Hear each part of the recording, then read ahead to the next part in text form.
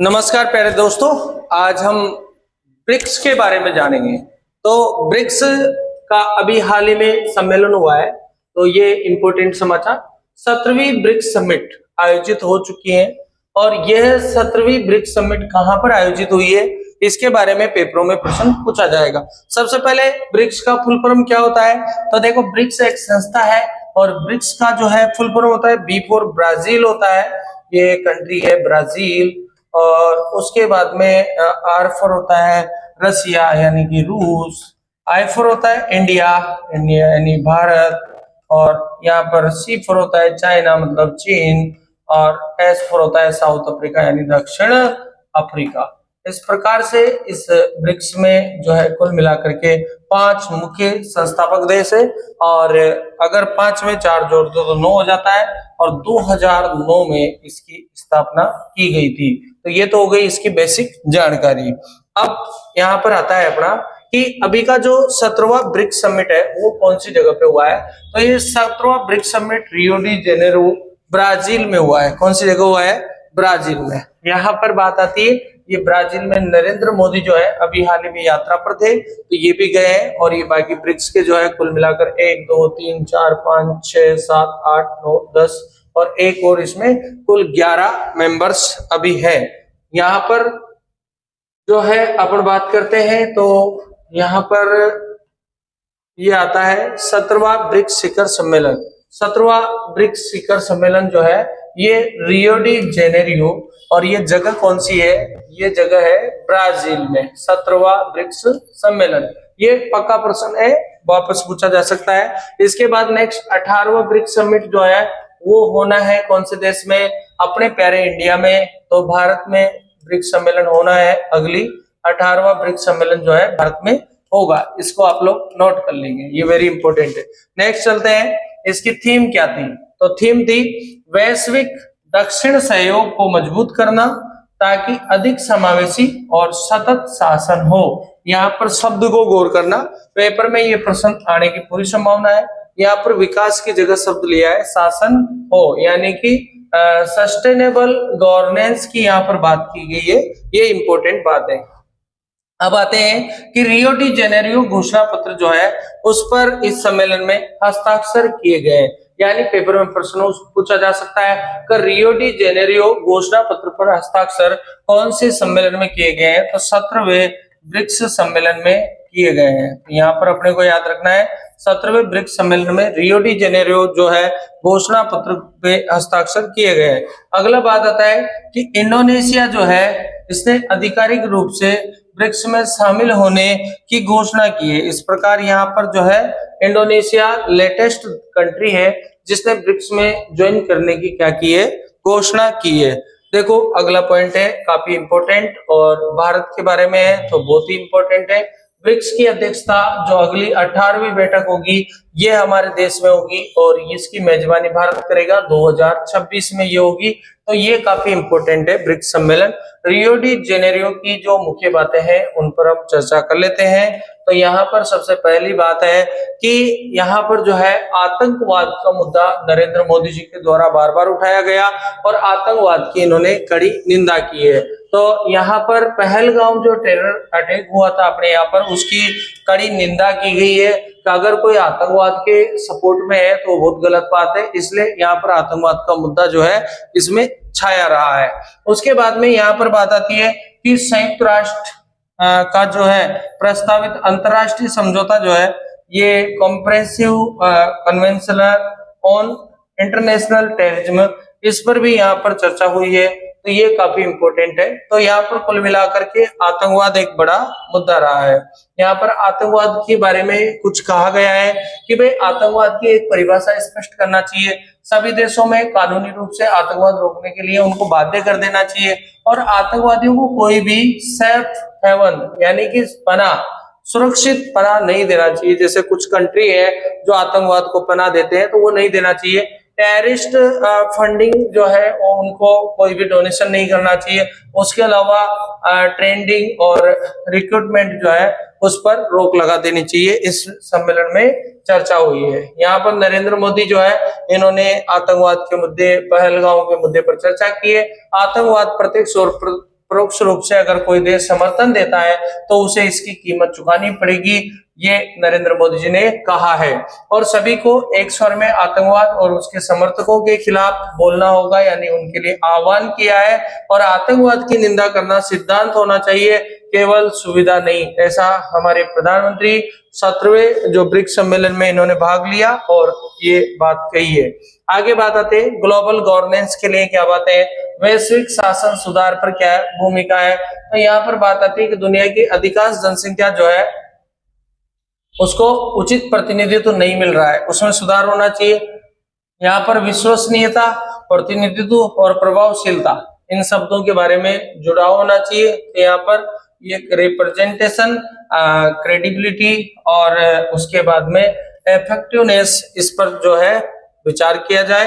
International decision making developing world का बड़ा role होना चाहिए, ये इंपॉर्टेंट बात है। और पुराने इंस्टीट्यूशन यानी कि जो संस्थाएं हैं 20वीं सदी में बने हैं, आज की आर्थिक वास्तविकताओं के अनुसार उनमें बदलाव करना चाहिए। ये थोड़ी सी यहाँ पर बातें हुई है। अगला आता है प्रौद्योगिकी और डिजिटल अर्थव्यवस्था के बारे में क्या चर्चा रही है। तो ब्रिक्स जो है ग्लोबल एआई जो गवर्नेंस है उस पर लीडर्स स्टेटमेंट को अपनाया जाना चाहिए। उसके अलावा अंतरिक्ष अन्वेषण जो है उसके लिए ब्रिक्स स्पेस काउंसिलिंग बनाने पर सहमति बनी है। तो आगे हम देख पाएंगे इस संस्था को ब्रिक्स जो है स्पेस काउंसिल बनने की संभावना है।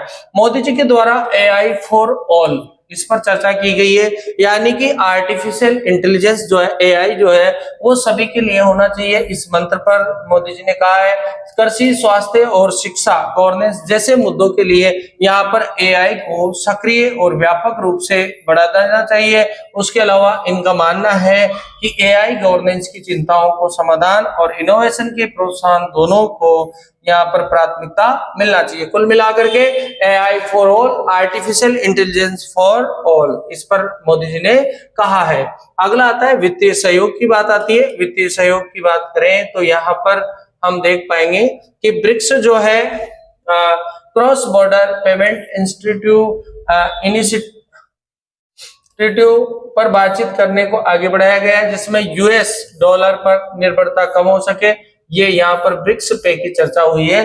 तो यानी कि ऐसा कोई सिस्टम लाया जाए। न्यू डेवलपमेंट बैंक एनडीबी का समर्थन किया गया और न्यू डेवलपमेंट बैंक जो है इसी को ब्रिक्स बैंक कहा जाता है। इसका मुख्यालय जो है शंघाई में है। और शंघाई कौन सी जगह पड़ता है, तो ये पड़ता है चाइना में। तो शंघाई में इसका मुख्यालय है। ब्रिक्स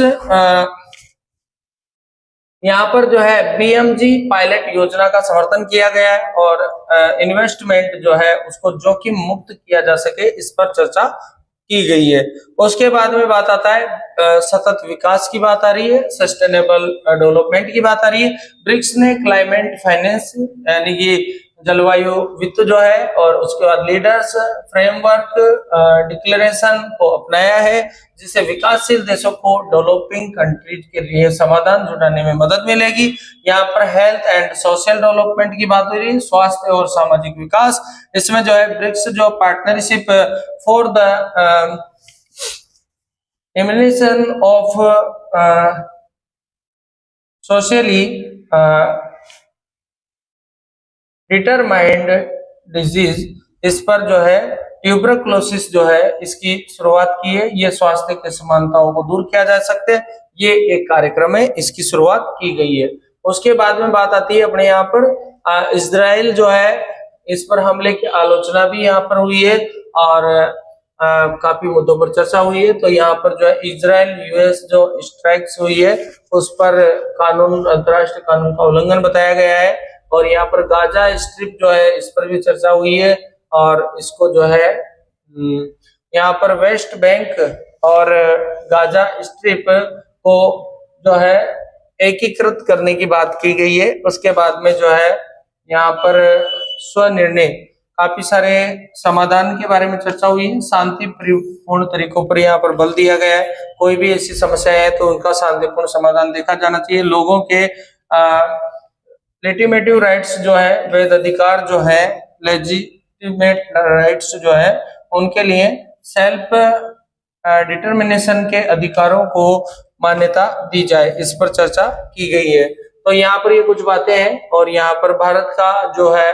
अडिग विश्वास है कि परिस्थितियां चाहे कितनी भी कठिन क्यों न हो, मानवता की भलाई के लिए शांति का पक्ष ही एकमात्र विकल्प है। और ये तो हमारी विदेश नीति भी इस पर बल देती है। तो ये हमारा यहाँ पर हिंसा पर कोई स्थान नहीं है, ऐसा मानना है। अब इसमें जो है अदर फोकस कहाँ कहाँ पर किया गया है, तो बहुपक्षीयता पर है, वैश्विक शांति पर है, समावेशी वैश्विक व्यवस्था पर है, जलवायु परिवर्तन कार्यवाही पर है, क्लाइमेट चेंज एक्शन पर है, सतत विकास पर है, वैश्विक दक्षिण सहयोग पर है, उसके अलावा वैश्विक शासन संस्थाओं में सुधार पर है, खाद्य एवं ऊर्जा पर है, और डिजिटल परिवर्तन पर है। और यहाँ पर इनसे सारे जो है आतंकवाद का सबसे बड़ा इसमें जो है मुद्दा रहा है। ये ब्रिक्स क्या है इसके बारे में कुछ बातें। तो ब्रिक्स जो है एक शब्द है जो यहाँ पर ब्रिटिश अर्थशास्त्री जिम और नील के द्वारा 2001 में गढ़ा गया था, और जिसमें ब्राजील जो है, रूस जो है, भारत, चीन और बाद में साउथ अफ्रीका इसमें जुड़ जाता है, तो ब्रिक्स हो जाता है। 2006 में रूस के पिट्सबर्ग में G8 समिट होती है, जिसके दौरान ब्रिक्स के विदेश मंत्री, जिसके दौरान ब्रिक्स नहीं था, ब्रिक के विदेश मंत्रियों ने पहली बार औपचारिक बैठक की थी। कहां पर? रूस में की थी, और इसे ब्रिक के गठन की शुरुआती नींव माना जाता है, पिट्सबर्ग की बैठक को। इसका पहला औपचारिक सम्मेलन जो है रूस के येकातेरिनबर्ग में हुआ था 2009 में, और यहीं से ब्रिक्स की स्थापना मानी जाती है। 2010 में अफ्रीका इसमें शामिल हो जाता है, तो इसका पूरा नाम क्या हो जाता है? ब्रिक्स हो जाता है। तो इसका पहला सम्मेलन कहाँ हुआ था? रूस में हुआ था। अभी बात करते हैं इसमें सदस्यों की। तो शुरुआत में इसमें जो है 5 सदस्य देश जो है अपने ये आ जाएंगे। उसके बाद में जो है 2024 में ईरान, संयुक्त अरब अमीरात, मिस्र, इथोपिया आदि शामिल हो गए। तो इनके अगर अपन याद करें इसको, तो एक ट्रिक यूज कर सकते हैं अपन, अंग्रेजी के जो है A-E-I-O-U इन शब्दों को यूज कर लें, और यहाँ पर अपन इनमें सेट कर दें इनको। तो देखो क्या क्या सेट करें। आई से अपन ईरान सेट कर सकते हैं, तो यहाँ पर ईरान लिख देते हैं, ये ईरान हो गया अपना। संयुक्त अरब अमीरात, तो UAE यहाँ पर लिख देते हैं अपन, UAE, ये UAE हो गया। उसके बाद मिस्र जो है, यहाँ पर इजिप्ट है, तो AE, तो इजिप्ट यहाँ पर कर सकते हैं अपन, EGYPT, इजिप्ट हो गया।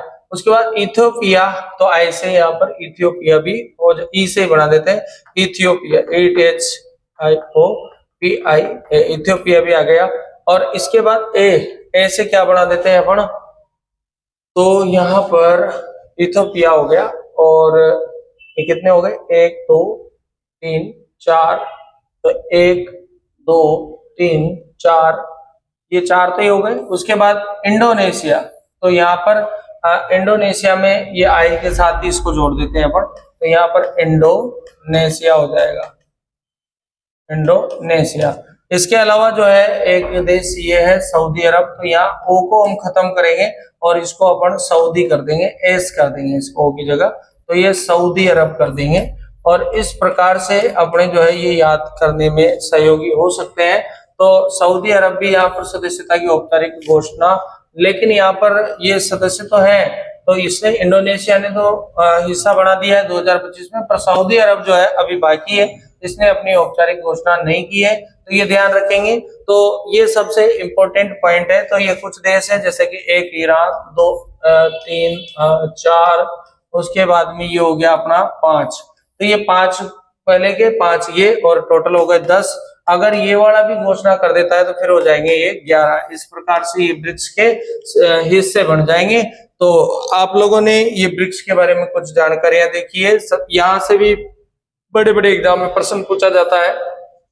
दुनिया की 45% जो आबादी है वो ब्रिक्स के साथ है, और वैश्विक जीडीपी का जो है 37.3% जो है ब्रिक्स का योगदान है। तो ये दोनों पॉइंट जो है आप लोग याद रखना, 45% और 37.3% जो है ये जीडीपी है, और ये 45% जो है यहाँ पर आबादी ब्रिक्स जो सदस्य हैं उनमें आती है, यानी कि दुनिया की आधी से थोड़ी सी कम।